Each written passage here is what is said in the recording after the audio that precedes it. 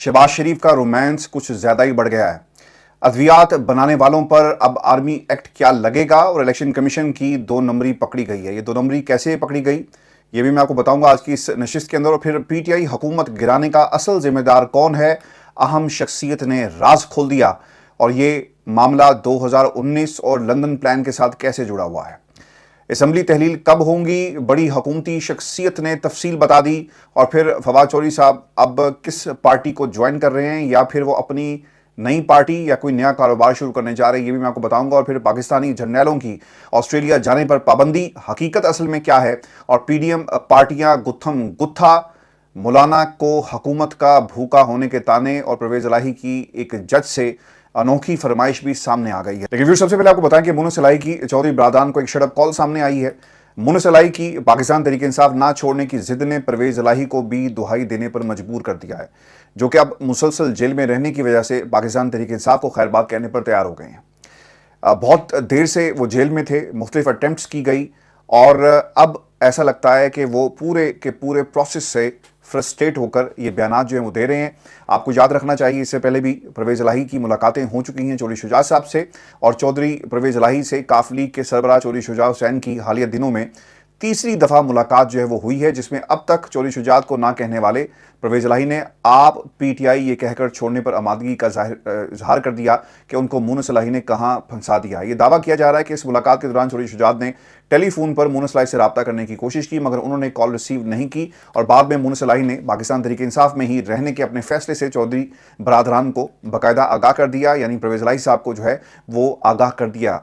और मुनस ने अपने वालिद और चौधरी शुजात को ये कहकर एक शटअप कॉल दे दी है कि वो हर हाल में इमरान खान का साथ नहीं छोड़ेंगे।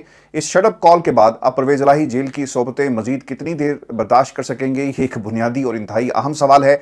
आज लाहौर हाई कोर्ट में अपनी दरख्वास्त जमानत की कार्रवाई के दौरान परवेज इलाही ने अदालत से ये कहकर भी तंज किया कि जिस तरह हाई कोर्ट ने पाकिस्तान तहरीक इंसाफ के चेयरमैन इमरान खान और वाइस चेयरमैन शाह महमूद कुरैशी को जमानतें दी, उनको भी इसी तरह की जमानत जो है वो दी जाए।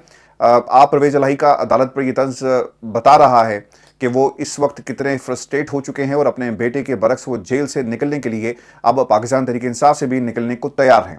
परवेज इलाही की इमरान खान और पाकिस्तान तहरीक इंसाफ से फ्रस्ट्रेशन का ये पहला मौका नहीं है। इससे पहले भी इमरान खान की जनरल बाजवा पर तनकीद पर भी ये कह चुके हैं कि इमरान खान का मौक़िफ़ गलत है और जनरल बाजवा ने ही उनको अप्रैल 2022 में पाकिस्तान तहरीक इंसाफ की हुकूमत गिरने के बाद पीटीआई के साथ देने का कहा। और इसके साथ साथ परवेज इलाही के इमरान खान के इस साल जनवरी में पंजाब असम्बली तहलील करने के फैसले पर भी वाज़ेह तहफ़्फ़ुज़ात रहे। अब देखना ये है कि पाकिस्तान तहरीक इंसाफ में रहने के हवाले से बेटा ही बाप पर हावी रहेगा या परवेज इलाही को मजबूरन जेल से बाहर आने के लिए पाकिस्तान तहरीक इंसाफ से भी बाहर आना होगा।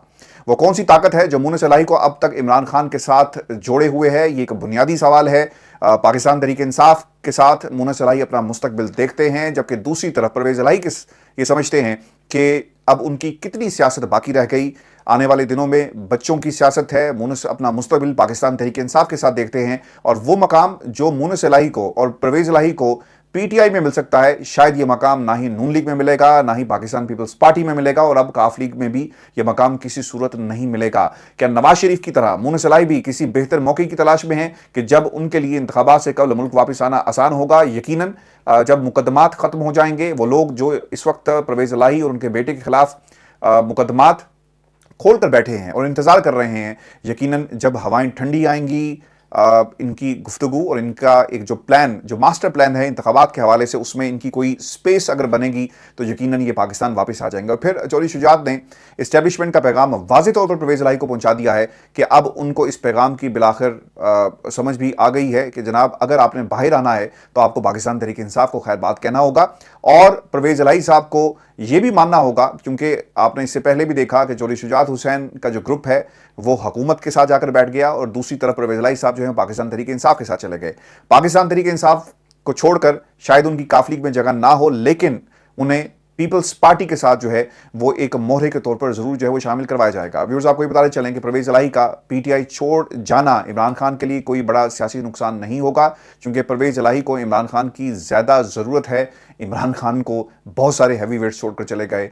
मुनाफिकीन की एक बड़ी लंबी लिस्ट है जो इमरान खान का दम भरते थे। इमरान खान की जब बात आती कि पहले हम गोली सर पर खाएंगे और फिर इमरान खान को कुछ होने देंगे, आज वो तमाम लोग कहाँ पर हैं। अली जैदी साहब, कोई उनका नाम किसी टॉक शो में भी नहीं लिया जाता। फवाद चौधरी का कोई नाम इसलिए नहीं लेता क्योंकि उनका सियासी मुस्तकबिल कुछ नहीं है। असद उमर अपना वाज़ेह पैगाम नहीं दे सके, इसलिए उनका जिक्र होता है। शाह महमूद कुरैशी साहब जो हैं वो भी पार्टी को लीड करने की ख्वाहिश ज़रूर रखते हैं, लेकिन एक कमेटी बनाकर इस ख्वाहिश को भी हमेशा के लिए दम जो उसका है वो निकाल लिया गया है कि किसी की ख्वाहिश है तो वो सिर्फ ख्वाहिश ही रहेगी। व्यूअर्स, आपको बताएं कि इन हालात के अंदर हमारे प्यारे शहबाज शरीफ साहब जो हैं वो आर्मी एक्ट के साथ ना ज़रा रोमांस कर रहे हैं। इनका इक़्तिदार सदा सलामत रहे, ये इनकी ख्वाहिश है, इसलिए आर्मी एक्ट के साथ रोमांस जो है वो किया जा रहा है। और फिर उन्होंने अपने खिताब में ये भी कहा कि मैंने मजाक में ये बात कही थी कि अद्वियात बनाने वालों के खिलाफ आर्मी एक्ट जो है उसे इस्तेमाल किया जाए, और ये रोमांस की हद है जो उन्होंने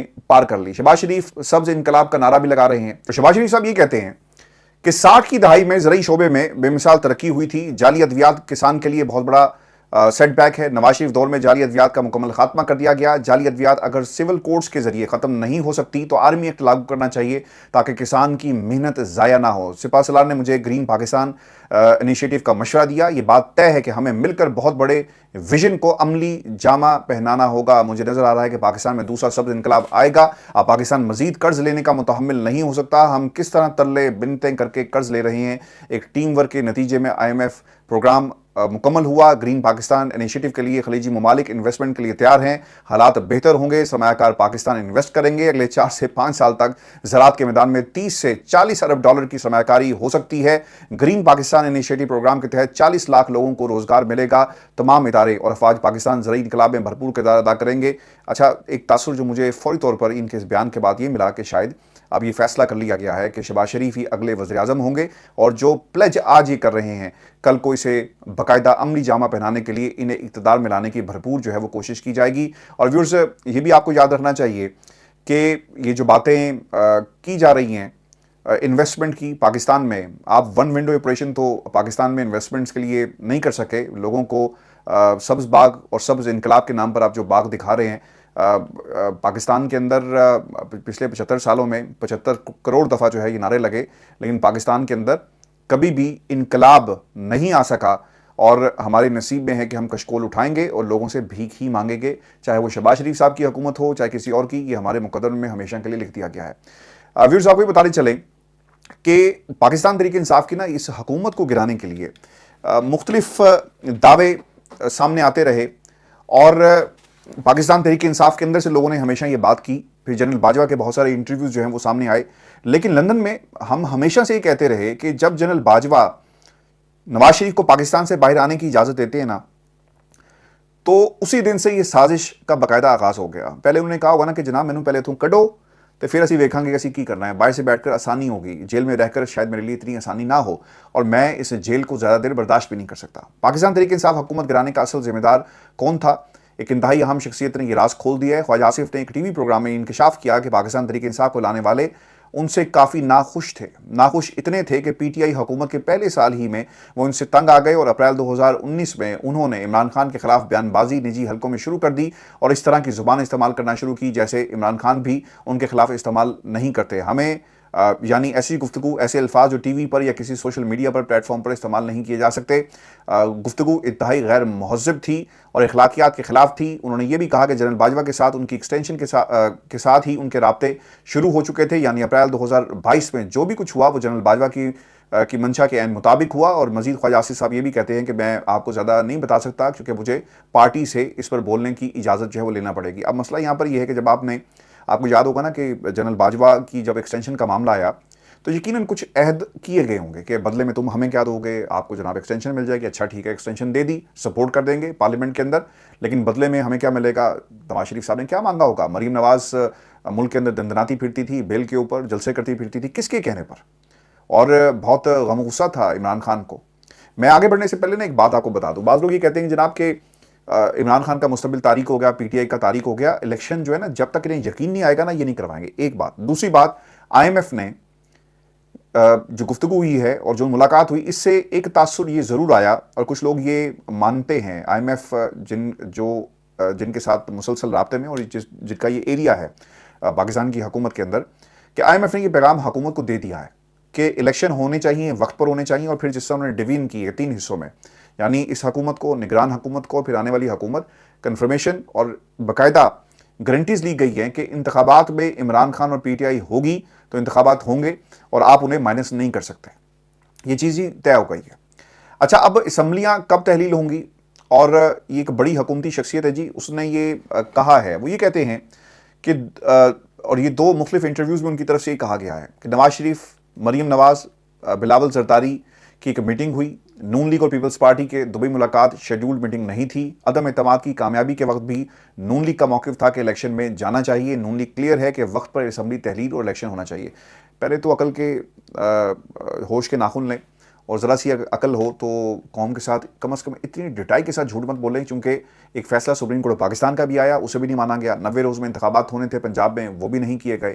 تو آپ پھر کس حیثیت میں یہ باتیں کرتے ہیں؟ لیکن پھر انہوں نے یہ بھی کہا کہ حکومت 13 کی بجائے 11 اگست کو ہی اسمبلی تحلیل کر سکتی ہے. مدت پوری ہونے سے پہلے اسمبلی ختم ہو تو 90 دن میں الیکشن ہونے, یعنی انہیں مزید جو ہے وہ وقت چاہیے, اور یہ بھی کسی کی مرضی سے ہوگا. پھر رانا ثناء اللہ یہ بھی کہتے ہیں کہ میاں نواز شریف چوتھی بار ملک کے وزیر اعظم بن سکتے ہیں. پارٹی نے نواز شریف سے درخواست کی کہ بھائی جان تسی آ جاؤ, اور آ کر ٹکٹاں دی تقسیم جڑی وہ تاڑی مرضی کے مطابق ہونی چاہیے. اچھا, پھر نگران سیٹ اپ پر مشاورت جاری ہے. نگران وزیر اعظم نہ تو کوئی سیاستدان ہونا چاہیے اور نہ ہی صحافی. نگران وزیر اعظم کسی اکانومسٹ کو ہونا چاہیے جسے ملک کی معاشی صورتحال کا ادراک ہو اور وہ کام کر سکے. تمام سٹیک ہولڈرز کا ان پٹ شامل ہوگا. اور میں آپ کو ایک بات بتا دوں کہ جب آپ اکانومسٹ کی بات کرتے ہیں تو ایک دبئی کی شخصیت ہے, کاروباری شخصیت, جس کے بارے میں کہا جا رہا ہے کہ شاید وہ آئندہ نگران وزیر اعظم کی کرسی پر بیٹھے گا. پھر سپریم کورٹ سے 100% عمران خان کو ریلیف مل سکتا ہے. ہر دفعہ انہیں وہاں سے ریلیف ملا, آڈیو ویڈیوز آ چکی ہیں, اب بھی انہیں ریلیف ملنے کے امکانات ہیں. بینچ بنتا ہے, فیصلہ پہلے ہی پتہ ہوتا ہے, جس طرح عطا تارڑ کو پتہ ہے کہ عمران خان کو جو ہے اگست سے پہلے, یعنی جو حکومت جب ٹوٹے گی اس سے پہلے ہی جو ہے اسے سزا سنا دی جائے گی. یہ بھی ایک بہت بڑا نقطہ ہوگا, یاد رکھیے گا, کیونکہ اس کے بعد اسٹیبلشمنٹ جو ہے وہ اپنی مرضی سے کھیلے گی, اور اسے پھر شہباز شریف کو سلوٹ کرنے کی آئینی طور پر جو ایک ضرورت ہے وہ نہیں رہے گی, اور پھر کارڈز جو ہیں وہ کسی کی مرضی سے کھیلے جائیں گے. یہ بھی آپ کو یاد رکھنا چاہیے. اسی لیے یہ لوگ چاہتے ہیں کہ اگست سے پہلے اسمبلی تحلیل کرنے سے پہلے یا اسمبلی کی مدت پوری ہونے سے پہلے عمران خان کو جو ہے وہ کسی طرح سزا سنا دی جائے. اس لیے وہ 7 روز کی نا وہ بات بار بار کر رہے ہیں کہ جی 7 روز میں ہوگا, اور 7 روز کا آپ نے دیکھ لیا کہ مینٹینیبل قرار دیا گیا جو توشہ خانہ کا معاملہ تھا, اور پھر اس کے اوپر 12 یعنی کل سے جو ہے باقاعدہ کارروائی کا آغاز ہو جائے گا. ویورز, اب الیکشن کمیشن آف پاکستان ویسے تو 2 نمبر ہی ہیں, لیکن 2 نمبر ہی پکڑی یہ گئی ہے کہ الیکشن کمیشن نے ویب سائٹ پر سیاسی جماعتوں کی فہرست میں پاکستان تحریک انصاف کا نام نہ ہونا ٹائپنگ کی غلطی قرار دیا ہے. سیکٹری الیکشن کمیشن کے مطابق فہرست میں پی ٹی آئی کا نام نہ ہونا ٹائپنگ کی غلطی تھی. سیاسی جماعتوں کی فہرست اب ٹھیک کر لی گئی ہے. الیکشن کمیشن کی ویب سائٹ پہ 168 سیاسی جماعتوں کی فہرست جاری کی گئی جس میں پاکستان تحریک انصاف کا نام موجود نہیں تھا. نشاندہی کے بعد پاکستان تحریک انصاف کو سیاسی جماعتوں کی فہرست میں دوبارہ جو ہے وہ شامل کیا گیا ہے. اب یہ غلطی تھی, اشارہ تھا, دل کی خواہش تھی, یہ کیا تھا؟ یہ خاموشی جو ہے وہ آپ کے سامنے ہے, اور ایسا لگتا ہے کہ کسی نے جان بوجھ کر یہ جو ہے وہ کام کیا ہے. ویورز, الیکشن پاکستان ترقی کرے گا نہیں کرے گا, اسٹیبلشمنٹ, پی ڈی ایم, یہ اس وقت پاکستان کے سیاسی منظرنامے پر کردار ہیں, لیکن کچھ کردار ایسے ہیں جو سیاست میں تو شاید پیچھے رہ گئے اپنے پاکستان تحریک انصاف کو چھوڑنے کے بعد. اب وہ ایک نیا کاروبار یا کیا کریں گے. ایک فواد چودھری کے بارے میں ان کے قریبی حلقے بتا رہے ہیں کہ وہ آج کل خاموش ہیں, وہ ہوا کا رخ دیکھ رہے ہیں, اور کب ہواؤں کی سمت درست ہوتی ہے, کب ہوائیں اور ادائیں ان پر مہرباں ہوتی ہیں, وہ فی الحال وہ سوچ رہے ہیں کہ اپنے صحافتی کریئر کو ایک بار پھر سے جو ہے وہ چمکائیں, یعنی ٹاکی شاکی مار کر جو وہ تیار ہو جائیں, اور اس کے بعد دیکھیں گے کہ انہوں نے کس طرف جانا ہے.